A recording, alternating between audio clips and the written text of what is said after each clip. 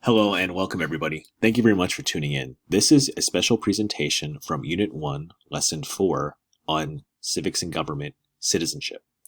So last time we were together, we looked at immigration as a historical construct as far as what it takes to be a U.S. citizen, and historically speaking, some of the pros and cons of the system that exist. From a more modern lens today, we're going to be looking at how and why immigration and citizenship is such a controversial issue. As a young American citizen, being able to go out and research and understand and evaluate your own justifications on hot topic political issues is going to be really important for you now for this course, but also for your future. So while you listen to the video presentation here from Upfront Scholastic, please answer the key concept questions on the Google Doc, and also please progress to part 2, which will have you looking at the pros and cons of immigration as it stands today. Remember, the whole point of this is to have you guys understand and justify your own evaluations of immigration and citizenship. Let's begin. The Great Immigration Debate. We're a nation of immigrants, but we endlessly argue about who to welcome to our shores. So why are we so divided? The real question is who gets to be an American? That's the question at the heart of the immigration debates that have consumed Washington during President Trump's first year in office. In that time, Trump has moved to reshape American immigration policy in a profound way.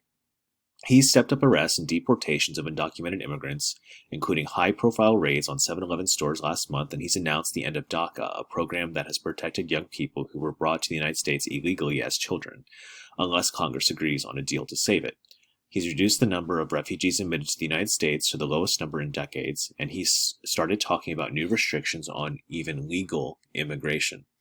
I don't think that we've seen a president focus on immigration quite like this one has, says Sarah Pierce of the Migration Policy Institute, an immigration think tank in Washington, D.C. America is a nation of immigrants, but Americans remain divided about what kind of immigration to allow and from where, and whether to allow those who come here illegally to stay. President Trump's intense focus on immigration issues and his provocative statements have raised the temperature of the debate.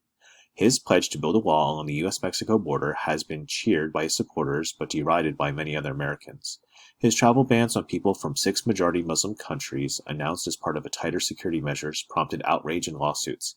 And recently, Trump's reported use of derogatory words to describe Haiti and some African countries that sent immigrants to the U.S. sparked an uproar too.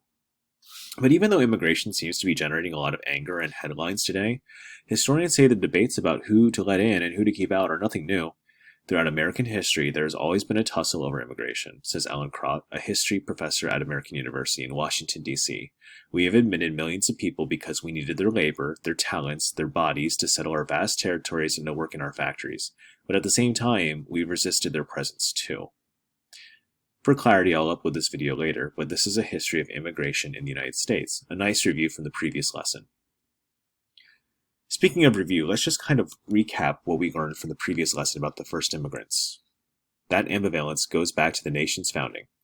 In 1776, most Americans were immigrants, or the descendants of immigrants from the British Isles. The majority were white Anglo-Saxon Protestants who came in search of economic opportunity or to escape religious or political persecution. But the population also included Native Americans and large numbers of Dutch, Spanish, and Germans, in addition to blacks, who were brought from Africa as slaves beginning in the year 1619. Americans have often been wary of welcoming foreigners even before America's founding. Benjamin Franklin worried that German immigrants were taking over his state, so why should Pennsylvania, founded by English, become a colony of aliens who shortly be so numerous as to Germanize us instead of Anglifying them? Franklin wrote in 1751. The 19th century brought very different immigrants, starting with the Irish and later Italians, both largely poor farmers and Catholic. Then came the Chinese, who arrived on the West Coast in great numbers during the Gold Rush and later helped build the railroads and Jews fleeing pogroms in Russia and Eastern Europe. Before 1875, there were few restrictions on immigration. America's westward expansion, the Industrial Revolution, and the abolition of slavery created enormous demand for labor to work on the nation's farms and its factories and mines. But the surge in Irish and Italian immigrants to a largely Protestant nation provoked a backlash. In the 1840s, the American Party, also known as the Know-Nothings, formed in opposition to immigration. Its members feared that immigrants would take their jobs and that Catholics would take over the country. In the West, people protested against Chinese immigrants, and in 1882, Congress passed the Chinese Exclusion Act, barring immigrants from China altogether. Now, the ban was eventually overturned and repealed in 1943.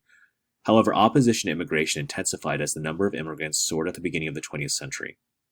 In 1907, the peak year for immigration this period, almost 1.3 million new immigrants arrived on America's shores. In the 1920s, Congress imposed quotas that sharply reduced the number of immigrants and gave preference to Northern Europeans in an attempt to recreate the ethnic profile of early 19th century America.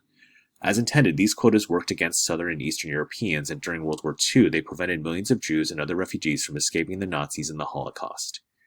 In 1965, the U.S. eliminated quotas altogether, leading to an influx of arrivals from Asia and Latin American countries.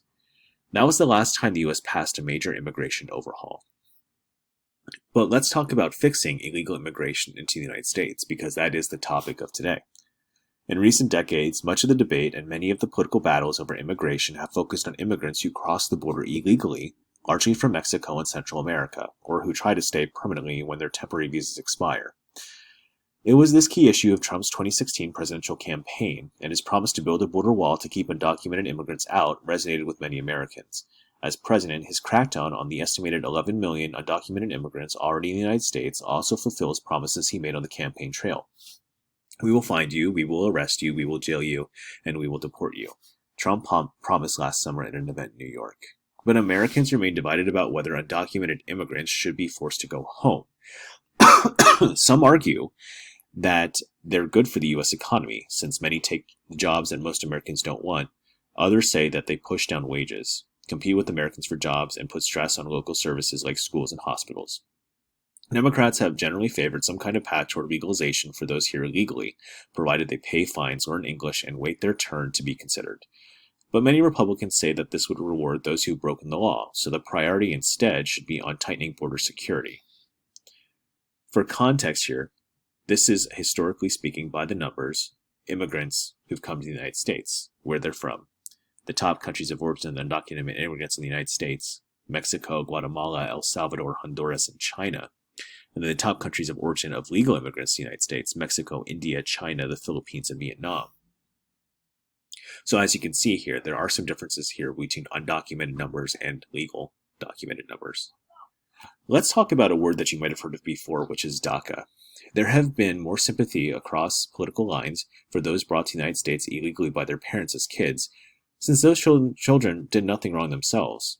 Those so-called dreamers have been protected for 5 years by a program known as DACA, or Deferred Action for Childhood Arrivals, which President Barack Obama created to shield them from deportation and allow them to work legally.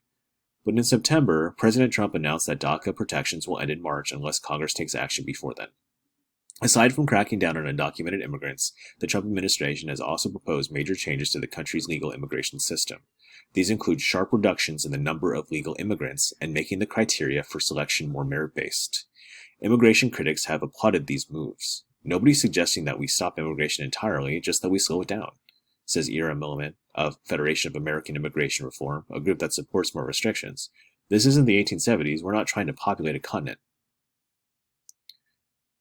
But others see robust